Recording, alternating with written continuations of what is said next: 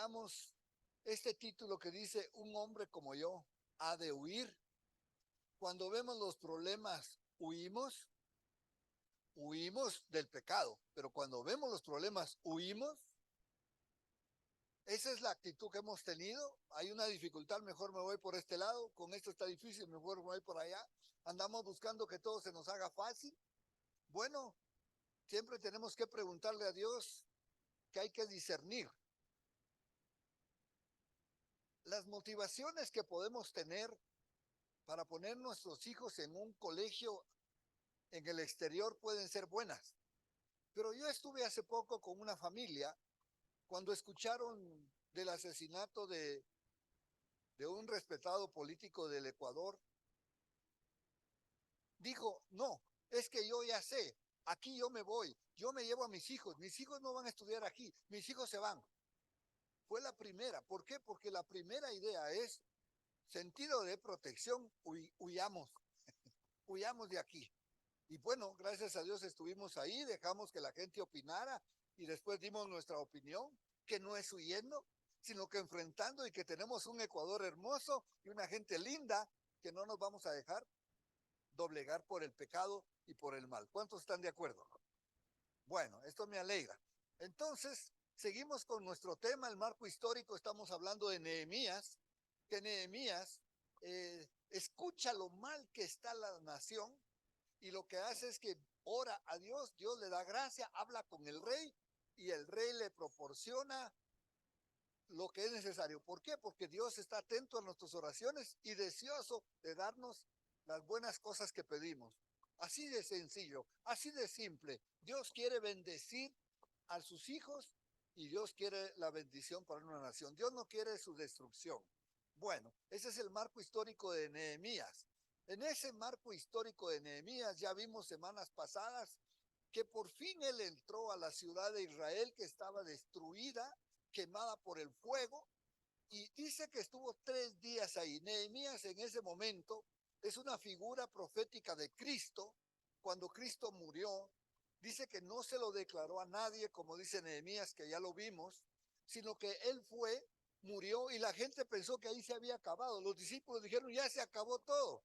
Es más, los discípulos al 4.º día dijeron: es ya 3 días que él ha muerto y nosotros no sabemos nada de él. Él era nuestra esperanza, porque no sabían. Pero ya Jesús resucitado, ya venciendo, ya después de haber estado en esos lugares oscuros donde él estuvo muerto, donde fue a predicarle a los espíritus encarcelados por 3 días, vio cómo estaba el hombre. El hombre afuera de la muerte estaba mal, porque se vio en la historia de Jesús que el hombre estaba mal. Pero los que están muertos, estos están acabados. Y así estaba Jerusalén acabada. Y Jesús dice que él entró y vio todos los escombros, todo tirado, y salió. Jesús regresó y empezó, así como Jesús al 3.er día resucitó. ¿Y qué fue lo que hizo Jesús? Se congregó con los discípulos y les dijo: hablé con el rey, hablé con papá, y él me ha dado autoridad. Toda autoridad me ha sido dada en el cielo y en la tierra. Así dijo Jesús. Así como Nehemías: tengo autoridad del rey y tengo autoridad para reedificar Jerusalén, para edificarla y levantarla. Y nosotros lo vamos a hacer. Ya no era Jesús, Jesús ya hizo su parte. ¿Cuántos están de acuerdo que Jesús ya hizo su parte?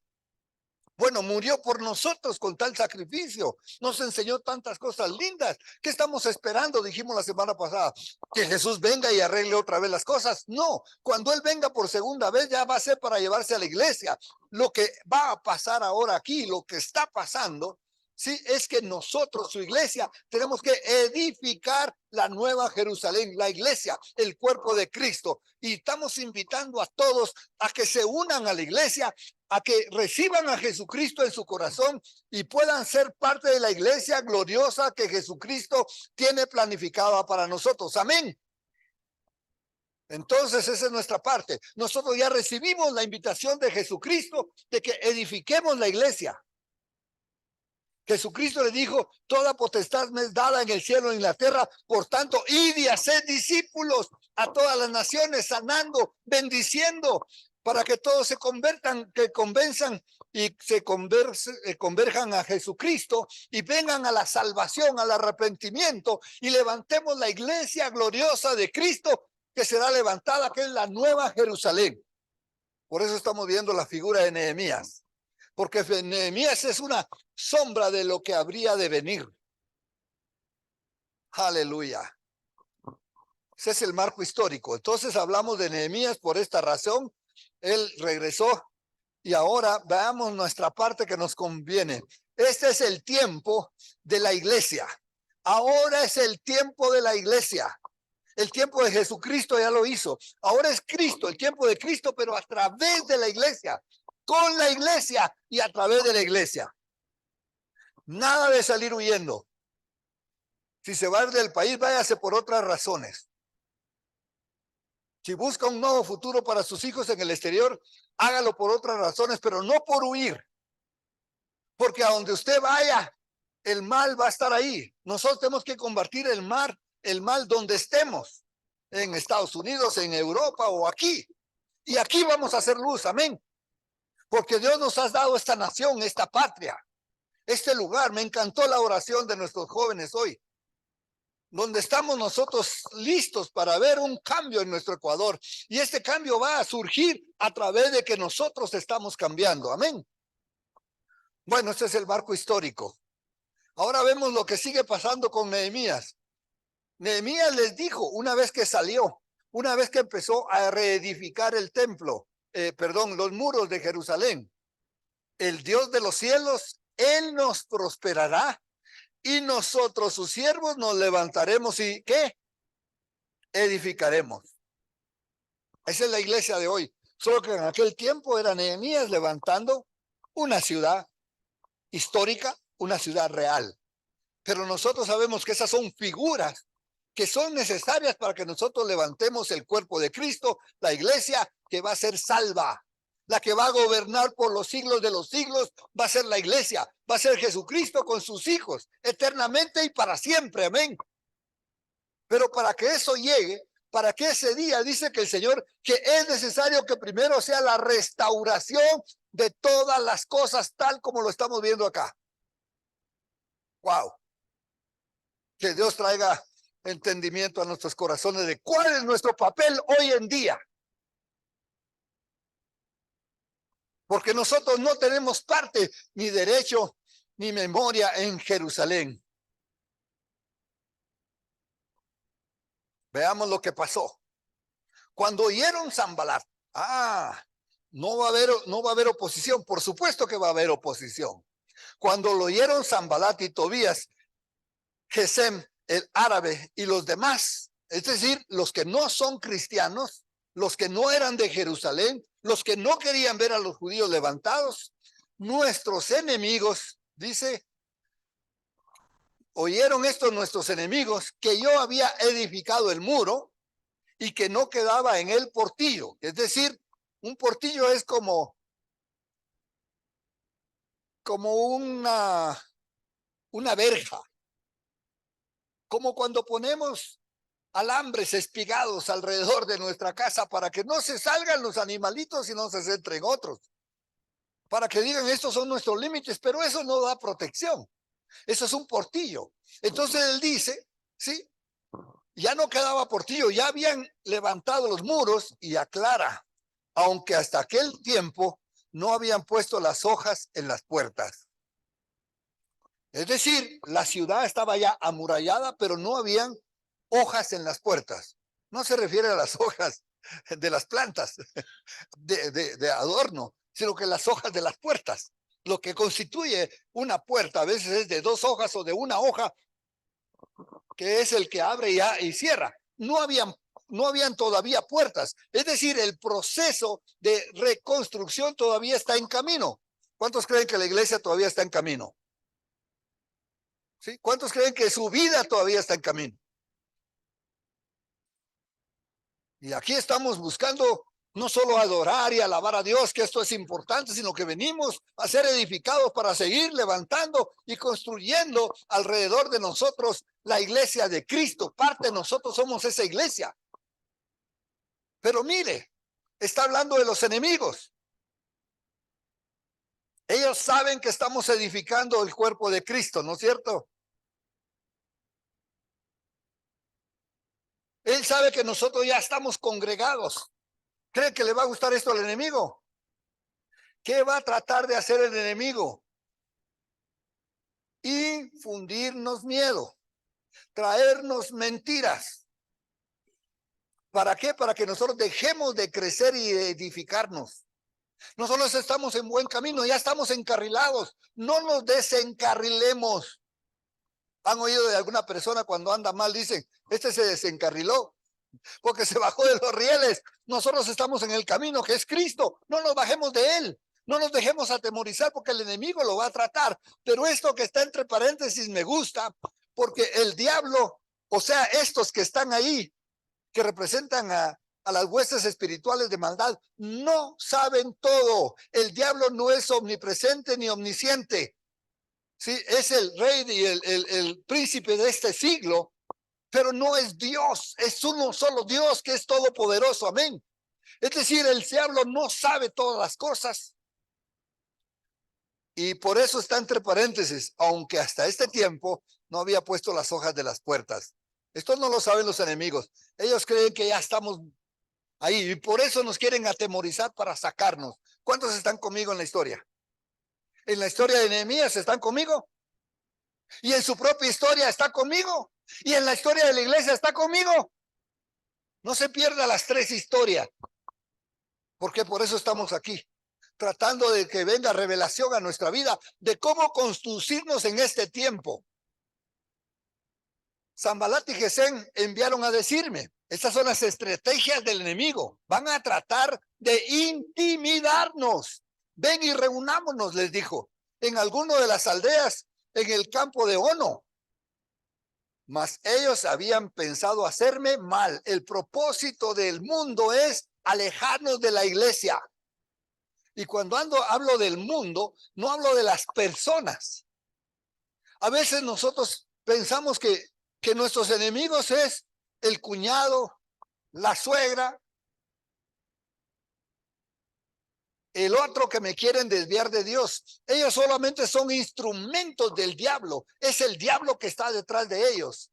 Ellos son personas que un día pueden hacerse cristianos y ser parte del cuerpo de Cristo. ¿Y dónde le dejó el ojo? Cuando usted vaya al cielo y se encuentre la suegra ahí. Ya veo que no está sorprendido.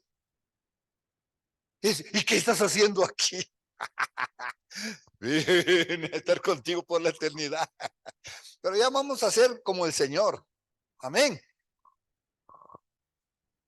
Entonces, el mundo, la mentalidad del mundo, de los hijos de desobediencia donde opera el diablo, van a tratar de desviarnos de que hagamos la vida cristiana. Yo recuerdo, cuando yo me definí por Cristo, cuando empezamos ya con mi esposa y mis hijos apenas pequeños o empezando a nacer algunos de ellos, fuimos a la iglesia y mi familia me decía, Luis, ¿por qué no te venís a reunir con nosotros el domingo?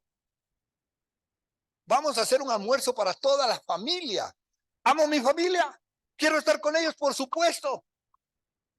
Pero yo les ponía límites. Ok, ¿a qué horas normalmente se comen los domingos?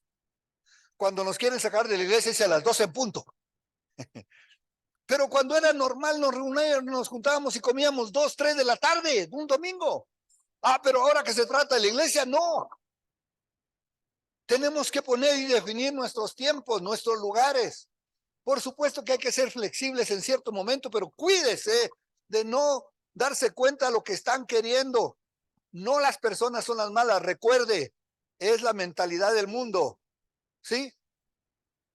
No vaya a empezar a satanizar a las personas, sino que el que es Satanás es el diablo mismo, que está detrás de a veces de querernos distraer a nosotros. Y yo recuerdo a mi familia decirme, bueno, Luis, lo vamos a ir a visitar en la tarde, pero va a darse un traguito, vamos a tener licor en su casa. Yo le dije, en mi casa no hay licor y en mi casa no se toma licor. Porque yo tenía un papá alcohólico, tenía amigos alcohólicos. Yo veía el mal que pasaba cuando empezaban con los traguitos y terminaban mal.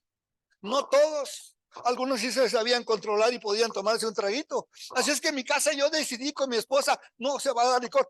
Entonces me dijo mi cuñado, que le amo tanto, él ya es cristiano, por supuesto, y siempre ha sido bromista conmigo, fuerte. Y me dice, entonces yo llevo.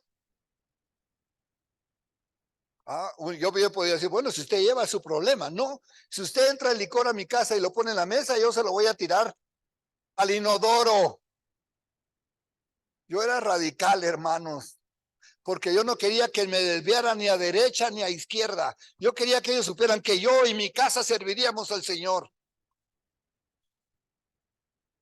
Escuche lo que aquí pasó. Y les envié mensajeros diciendo, eso les aclaró. Yo hago una obra, una gran obra, y no puedo ir, porque cesaría la obra dejándola yo para ir a vosotros. Yo estoy construyendo la iglesia de Cristo. Yo estoy levantando mi propia vida para que cuando Cristo venga me encuentre una iglesia pura, limpia y sin resplandeciente, sin mancha, sin arruga. Amén. Y todavía estoy en el proceso. ¿Usted está en el proceso? ¿Usted ya está listo al 100%? Estamos en el proceso. Así es que aquí está bien claro dónde hay que plantarse. Enviaron a mí con el mismo asunto hasta 4 veces. ¿Con qué va a venir el diablo a nosotros? Con las mismas mentiras todas las veces. El diablo es mentiroso y padre de mentira, es engañador. Y piensa que repitiendo las cosas algunos de nosotros llegan a creer mentiras porque alguien más se lo repite. La verdad es la verdad y no necesita repetírsela varias veces.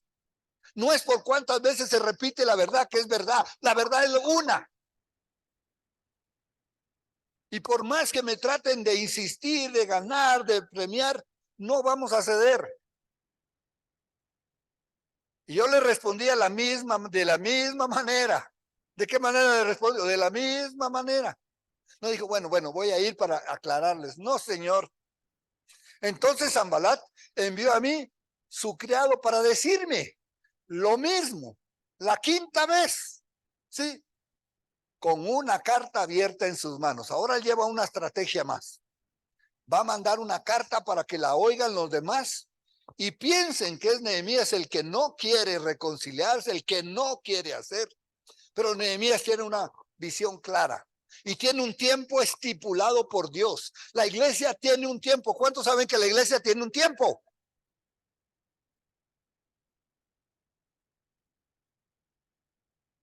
Este es el tiempo de la gracia.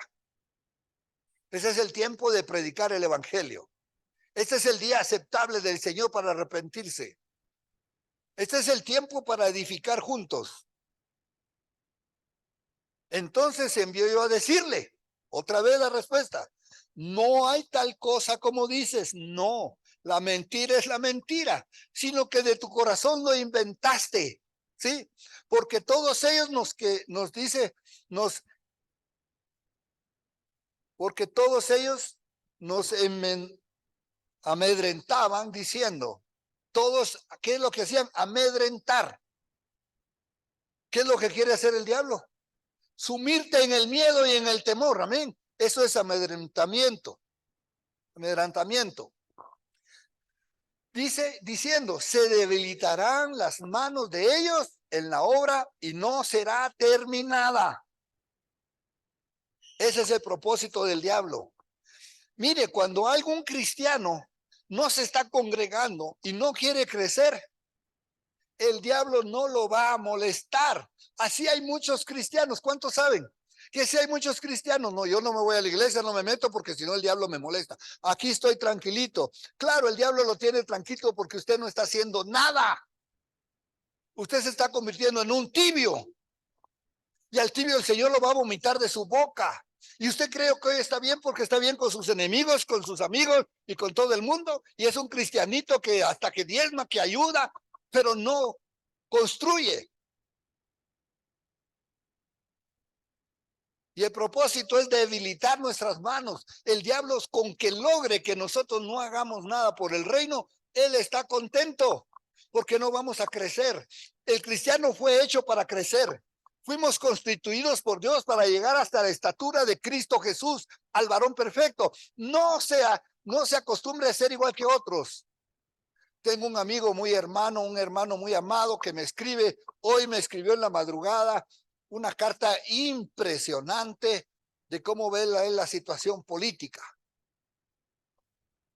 Pero al final de todo lo bonito que dice, termina concluyendo, aunque tiene una buena visión de la política, concluye diciendo, pues yo aquí estoy en mi casa, no hago mal a nadie, me reúno, yo oro, yo busco.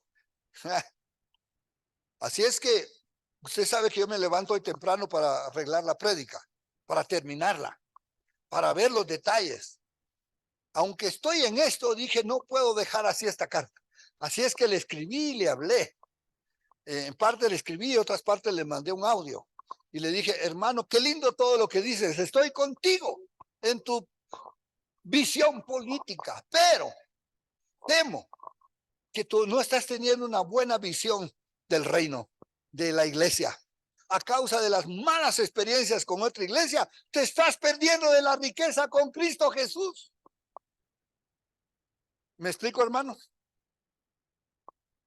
¿Existe la iglesia perfecta? La estamos construyendo. Y nosotros no somos perfectos, estamos construyendo, y cuando alguno se desvía, cuando alguien está mal, lo ayudamos, no lo echamos, no lo sacamos.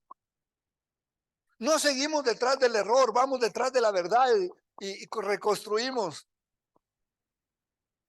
Pero él terminó orando. Ahora pues Dios, fortalece mis manos. Fortalece mis manos. ¿Cuántos quieren levantar sus manos y decir, Padre, fortalece mis manos? Las alzo al cielo, Señor, pidiéndote, fortalece mis manos. Y cuando levanto mis manos físicas, yo sé que estás fortaleciendo mi ser espiritual, mis manos espirituales, con las que construyo, con las que levanto, con las que edifico, en el nombre de Jesús. Amén. Vine luego a casa de Semaías. Ahora Semaías es un cristiano. Ya, no estamos hablando del mundo. Una cosa es como el mundo nos trata de desviar y otra cosa es como algunos hermanos que no están bien, están mal. No se puede estar regulis, no se puede estar a medias. El que conmigo no construye, destruye. No está conmigo, dijo el Señor. Entonces Semaías, hijo de Laía, hijo de Maetabel, porque él estaba encerrado. ¿Dónde estaba él? Encerrado. Oiga, hermano, ya pasó la pandemia. Ya pasó la pandemia. Bueno, y si todavía hay peligros, por supuesto, en el mundo siempre han habido peligros. Maleantes siempre han habido, a veces más, a veces menos. Pero él estaba encerrado y le manda avisar y le dice, reunámonos en la casa de Dios. Escuche esto cómo suena de espiritual. Reunámonos en la casa de Dios dentro del templo y que cerraremos las puertas del templo porque vienen para matarte. Sí, esta noche vendrán a matarte. Qué noticia la que recibe Nehemías de un hermano, y este se dice profeta. Pero nosotros, hermanos, tenemos que tener discernimiento de espíritus, discernimiento de qué quiere Dios, conocimiento de la palabra y siendo guiados por el Espíritu Santo. Lo tenemos todo. Para no dejarnos amedrentar ahora por un hermano. Esto suena contundente, esto suena de Dios, porque hasta dice, vamos al templo y encerrémonos y cerremos las puertas del templo. Cualquiera diría, wow, nos cerramos en el templo, ahí donde está Dios, ahí vamos a estar protegidos. ¿Suena interesante o no? Pero escuchen lo que contestó Nehemías. Entonces dije, un hombre como yo ha de huir. Discernimiento y acciones. Y quien fuera como yo entraría al templo para salvar la vida. Y terminó concluyendo, no entraré. Él no está rechazando a Dios al no ir al templo. Él no está rechazando a Dios al no encerrarse en el templo y confiar en la estructura religiosa. No, él está rechazando la estructura religiosa, él está rechazando el miedo, él está rechazando el huir, el dejarse amedrentar y no hacer nada, y bajar sus manos y no hacer nada, y meterse con los que se esconden. Es como cuando a uno le dicen algo, cuando uno era muchacho, ¿no? Y lo retaban. ¿Qué vamos a hacer? Vamos a correr a las faldas de mamá para meternos y decir, ay, mami, me están queriendo golpear en la escuela.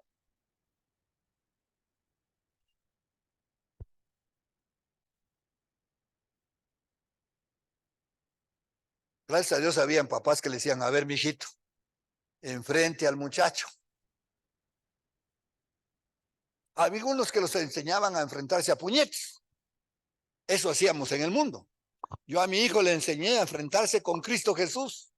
Y le digo, hijo, le dije yo, ay, ustedes se van a pensar, no creo que Luis Toledo lo haya dicho, pero yo les voy a decir, como siempre, les digo la verdad. Yo le dije a mi hijo y a un compañerito de él que estaban siendo acechados por otro joven fuerte, vigoroso y que le andaba pegando a todos. Yo le dije a mi hijo, ok, y al otro, hijos, ¿saben cómo se van a defender? Al que les pegue en la mejilla derecha. Ay, no, no sabemos esa. Si no sabemos esa, andamos mal. Porque aunque sea en películas o por costumbre se ha dicho, al que te pegue en la mejilla derecha, pon la izquierda. Luis Toledo, eso le dijiste a tu hijo. ¿Qué quiere que le diga? ¿Que me invente lo que no dice Dios? ¿Quiere que le diga, como dijo Juan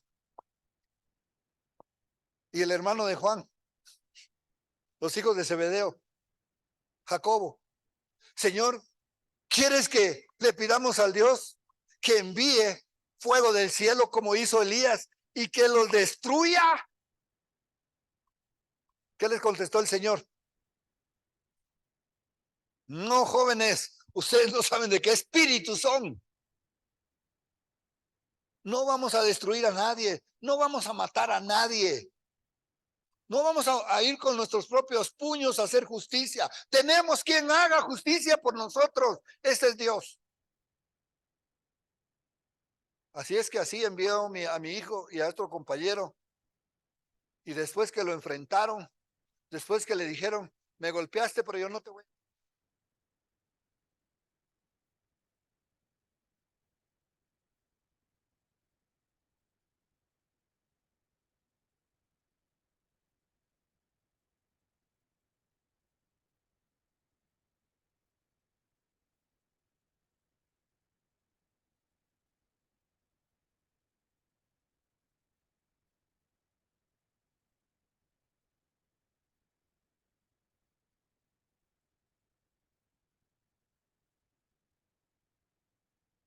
Señor más bien me dijo, Luis, si te vas a defender tú solito, eres un poquito grande y bravucón, pero algún día te vas a encontrar uno más grande que vos que te va a dar.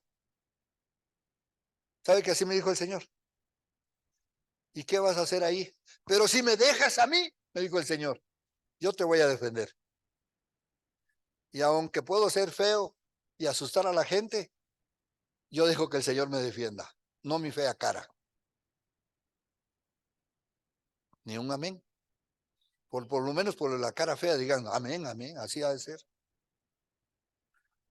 No entraré, dijo él. Escucha esta parte que es la que más me gusta.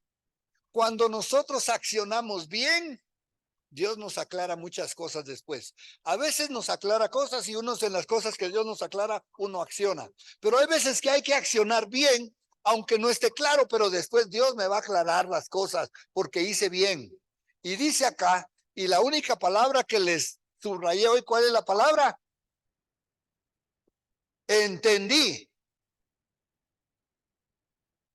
No solo se trata de entender con el conocimiento, sino que entender con el corazón, con el espíritu de Dios, con el Espíritu Santo dentro de nosotros, entendí. Cuando usted entiende, no solo con su mente, sino entiende con su corazón, es porque se hizo una fusión entre sus pensamientos y su espíritu, y usted va a actuar correctamente, porque usted va a llegar a entender la Biblia. No solo la va a entender cognitivamente, sino que espiritualmente la Biblia. Hay muchas personas que entienden muchos pasajes bíblicos, pero no los pueden vivir. Cuando hay un entendimiento con Dios, es un entendimiento de palabra y de acción. Usted entiende que hay que bendecir porque usted bendice. Usted entiende que hay que perdonar porque usted perdona. Usted entiende que hay que dar porque usted da. Usted entiende que hay que diezmar porque usted diezma. De lo contrario, va a seguir cuestionando las doctrinas y no va a caminar hacia la verdad, a una verdad de entendimiento. Escuche lo que contestó Nehemías y dijo, y entendí que Dios no lo había enviado, pero primero actuó, primero le dijo no, primero le dijo un hombre como yo me voy a meter y me voy a encerrar en el templo, no, no lo haré, sino que él hablaba de su propia, hablaba aquella profecía, escuche. No está entre comillas, pero usted póngalo entre comillas. Aquella profecía. Él le dijo, dice Dios, que usted morirá. Por más payasada que me hagan con profecías que no son de Dios, no son de Dios. Por más que se tiren al suelo o que brinquen. Entendí que no había venido enviado, sino que aquella hablaba aquella profecía contra mí porque Tobías y Sanballat lo habían ¿qué? Sobornado. Ay, todavía habían sobornos en esa época. No se sorprenda. Algunos viven de los sobornos. Nosotros del trabajo honesto. Y vamos a ser bendecidos. No se sorprenda que los que viven del soborno viven en grandes casas lujosas y no todos los que viven en grandes casas lujosas han sobornado. Pero digo, aquellos que de no poderlo hacer lo están haciendo gracias al soborno. Él había sido sobornado. Y por eso profetizaba contra el pueblo de Dios. Pero sonaba bonita su profecía. Vamos al templo, metámonos en el templo. Si vienen a matarte, yo te estoy cuidando. Cree en la profecía y te vas a sentir protegido. A mí me han venido a hablar de algunas profecías. Rápido discierno que no son de Dios. Le tengo que decir a las personas, esto no viene de Dios. Este no es el corazón de Dios. Porque fue sobornado. ¿Con qué propósito fue sobornado? Para hacerme temer así, para hacerme temer de la misma manera que esas profecías absurdas andan haciendo temer al resto del pueblo, al resto de la nación, al resto de los cristianos. Y los cristianos, como no tienen discernimiento, se van detrás de estos miedos. Y lo mismo que dice el mundo, dice, sí, huyamos.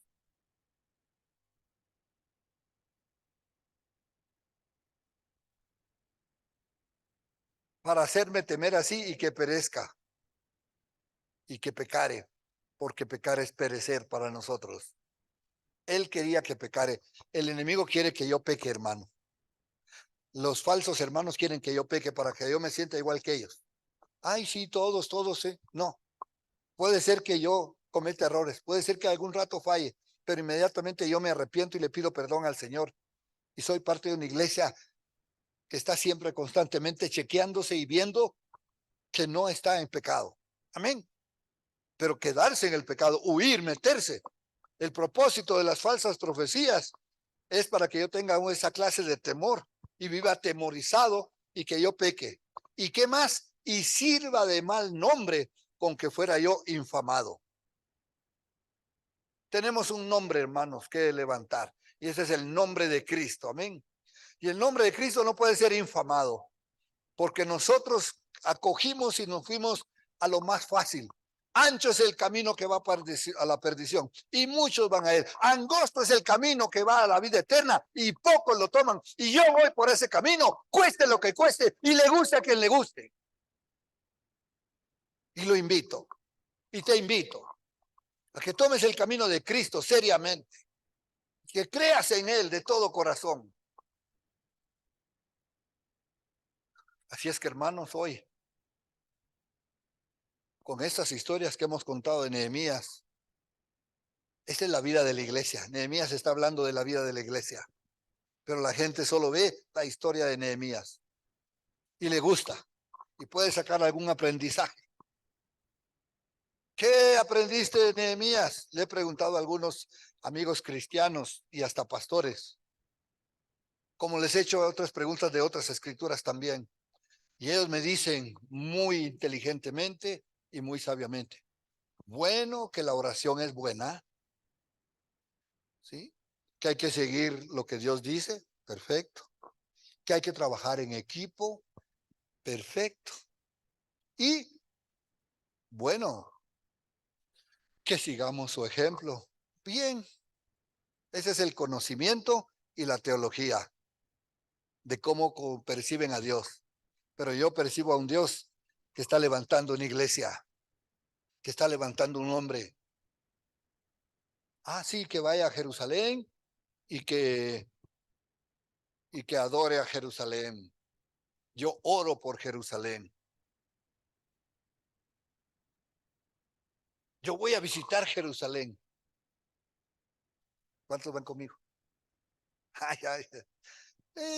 Sí, los que van conmigo no levantan las manos. Pronto, el Señor nos está dando un viaje a Israel que nos regalaron. Ya les voy a contar en detalle el regalo. ¿Cuántos se ponen contentos?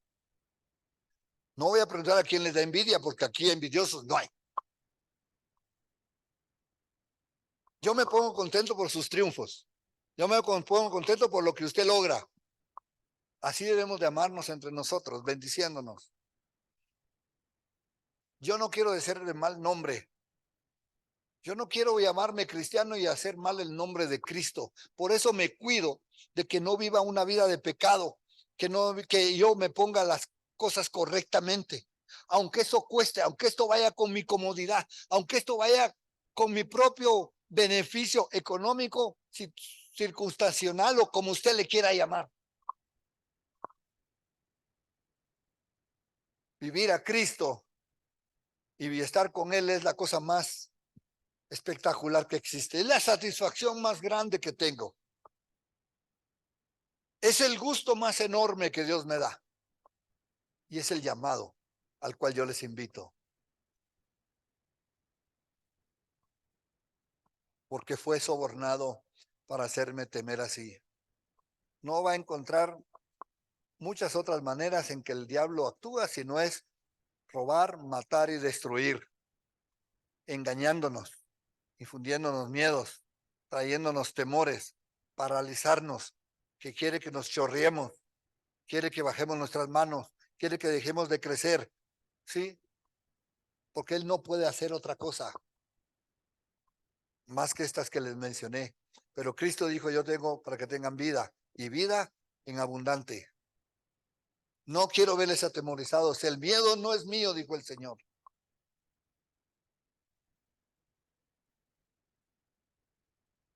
Lo que es del Señor es la fe, la fortaleza, la constancia, la llenura de su espíritu,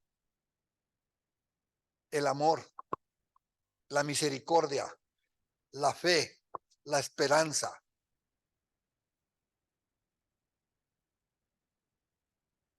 El amarnos los unos a los otros, el ayudarnos, el bendecir a otros, el amar su iglesia y bendecirla.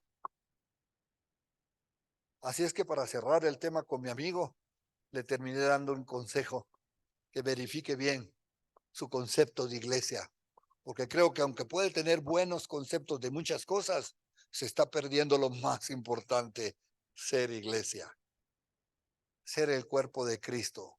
Muchos menosprecian la iglesia, muchos menosprecian que estamos levantando una obra, Pero cuando la estamos levantando y empezamos a crecer, nos van a tratar de debilitar. No nos vamos a dejar, sino todo lo contrario, con más ganas, con más fuerza. Este año cumplo 35 años de ser enviado al Ecuador. Pero antes de esos 35 años, tenía más de 5 años de ser un cristiano comprometido. Yo no guardo mucho fechas, pero no 5 años más. Y tengo 38 años de ser reconocido ministro del Evangelio. ¿Y sabe qué? Ayer me junté con un misionero, joven, 38 años. Después de que ya supe su edad, en algún momento le dijo, ¿podría ser mi hijo? Le dije yo. Porque mi hija menor tiene 40 años. Así es que tú hubieras podido haber sido un hijo después de 2 años, también ser mi hijo, le digo yo a él. Pero él me dice, usted es misionero. Sí, le digo yo con mi esposa, porque yo llegué cuando la conversación con María Teresa ya había avanzado, ¿ya? Entonces me incorporé a la conversación y me dice, entonces, ¿y usted todavía predica? ¿Qué cara me vería? Pero no fue la cara que me vio en ese rato, la cara que me vio después. No me preocupo la cara que me vio porque estaba, obviamente, la cara no dice nada bien, ¿no es cierto? Pero después le hice notar que hasta que Dios me dé el último aliento voy a estar predicando su palabra. Qué pena, dice usted. No, alégrese por mí.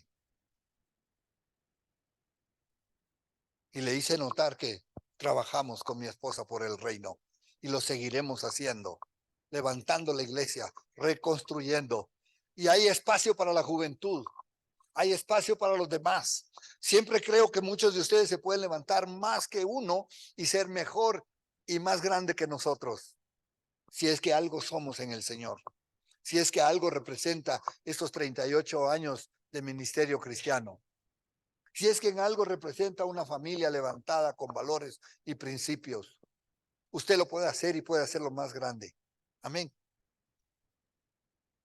Porque no predicamos para hacernos más grandes, predicamos para engrandecer a otros. Porque mientras otros se van engrandeciendo, nosotros vamos haciendo la obra que Dios nos ha llamado a hacer, levantando un pueblo para Cristo. Y cuando yo predico esto, yo no veo a 10 personas, a 5, a 1, a 50, no veo a 5,000.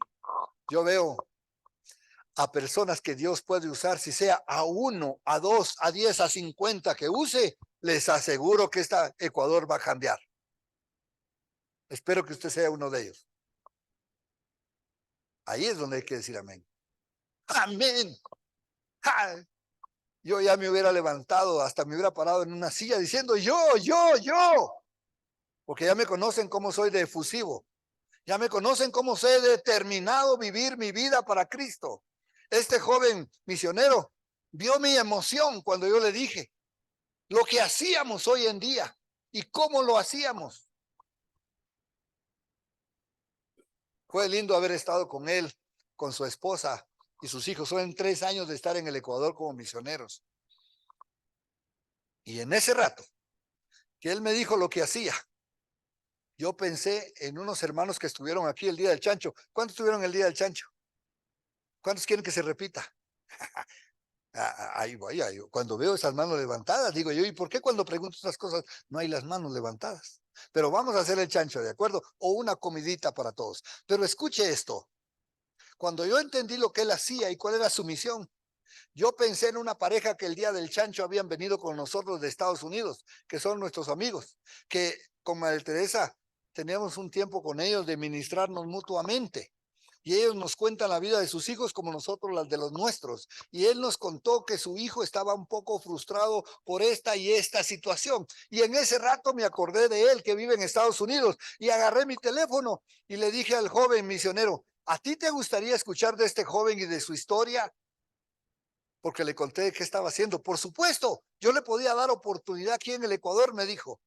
Y entonces agarré el teléfono y ¡plum! Bob, hola Luis, Bob, ¿estás ocupado? ¿Te puedo hablar? Estoy esperando que salga su live, pero podemos conversar. mira, aquí estoy con un misionero que hace esto y esto, pero no quiero que yo te diga lo que él hace. Quiero que tú hables con él. Estoy hablando con el papá del muchacho que está frustrado, ¿ya? ¿Me siguen en la historia? Él está en Estados Unidos y le pasé el teléfono. Par de gringos se ponen a hablar en inglés sabiendo español, ya no les entendí. Pero después le pregunto, ¿cómo te fue? Le digo a mi amigo, que me acabo de hacer mi amigo misionero, de 3 años de misionero en el Ecuador, gringuito, que habla español. ¿Y cómo te fue con la conversación con mi amigo? Bien, me dijo. Y hablé con el hijo. El hijo no vive con ellos. Ya ellos ya tienen hijos que viven fuera. Y me dijo, hablé con el hijo. Estaba ahí. Sí, me dijo, hablé con él. ¿Y sabes qué? Él dice que va a considerar y va a pensar venir a hacer una pasantía aquí en el Ecuador para ver si entra al ministerio en el que yo estoy. Hermanos, cuando yo puedo hacer algo por alguno de ustedes, lo hago de corazón. Hoy se abrió la oportunidad de ayudar a este misionero porque él necesita personas como el muchacho y el muchacho necesita personas como el misionero. Cuando le decimos contrate a alguno de la iglesia y ayúdelo, no es solo para ayudarle a él, es para ayudarle a usted también. Para que usted supla su necesidad de trabajo o su necesidad de ayudar, lo que usted sea, y para que el otro sea ayudado. Y cuando yo puedo, saco de mi bolsillo y le ayudo a alguien. Agarramos la idea.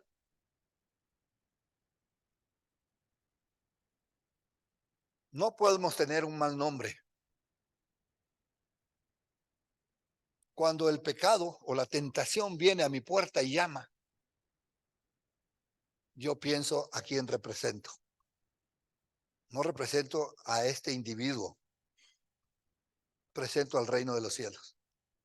Y mi mal actuar y dejarme llevar por la tentación implicaría que yo ponga de mal nombre y sea yo infamado. Pero mi testimonio se conserva intachable. No por la propia gloria mía, sino para la gloria de Dios. Su testimonio y su vida debe ser una vida intachable, ayudado por el Espíritu Santo, guiado por la palabra de Dios, creciendo juntos y desarrollándonos como un equipo, como una iglesia. Y los que son un poco más fuertes ayudan a los débiles y todos vamos creciendo hasta que todos lleguemos a la estatura de nuestro amado Señor Jesucristo. Amén. Así es que Nehemías hace una oración y dice, escuche la oración de Nehemías. Nuevamente, esta es otra oración en el capítulo 6. Estoy en capítulo 6 de Nehemías por si no, se le ha olvidado. Dios mío, acuérdate, Dios mío, de Tobías y de Zambalat. Estos son los que representan al mal, ¿no es cierto? Conforme a estas cosas que hicieron. También acuérdate del mundo, cómo trata el mundo a los cristianos, y también acuérdate de Noadías, profetiza. Esta es otra profeta. No dice aquí que todas las profetas son malas, pero ya menciona una segunda profetisa que dice, acuérdate de la profetisa Noadías y de los otros profetas que procuraron infundirme miedo. Hay corrientes de profetas que suenan lindos, que suenan espirituales. No todo lo que Internet dice es bueno. Y no todo lo que Internet dice de cristianos también es bueno. No solo por tener un título cristiano o una iglesia es bueno. Por eso usted tiene que leer la Biblia. Por eso usted tiene que tener una sana doctrina. Usted tiene que construir los muros de la iglesia fuertes, ya que no hayan portillos donde se entre el enemigo y las puertas levantadas en el nombre del Señor, para que usted sea una persona firme y no se deje llevar solo por lo bonito que suena una profecía de la Biblia que alguien dijo en no sé qué página de internet que suena interesantísimo con millones de personas. Por cierto, no se sorprendan, pero anda un profeta diciendo que es Cristo y tiene programadas reuniones en Perú, en Bolivia, en Ecuador también y un par de países más que no quiero decir por temor a equivocarme. Y está haciendo grandes campañas. Y suena muy espiritual, pero son mentiras que procuraron infundirme miedo. En las tácticas del diablo. ¿Cuál es la táctica del diablo? Entre una de ellas, infundirme miedo. Cuando usted sienta que a mí me ha pasado, cuando yo siento que viene una sensación así de miedito, primero digo, Señor, perdóname. ¿Qué es esto? ¿Qué me está provocando? ¿A qué le tengo miedo? ¿A la economía? ¿A la enfermedad? ¿A la vejez? ¿Al ladrón? ¿A la política? ¿Al gobierno? No importa qué, el miedo no es de Dios. Y si me está viniendo miedo, no le voy a echar las culpas a los que me tiran el miedo. Me tengo que echar yo las culpas porque yo ya soy cristiano. Porque yo tengo que discernir. El mundo haga lo que tira, el diablo va a seguir tirando sus mentiras. Yo no estoy para parar al diablo, estoy para parar sus mentiras contra mí y contra la iglesia. Para que la iglesia sepa caminarse en la verdad de Cristo. Es tiempo de edificar. Pongámonos de pie. Aleluya. ¿Cuántos están emocionados? ¡Wow!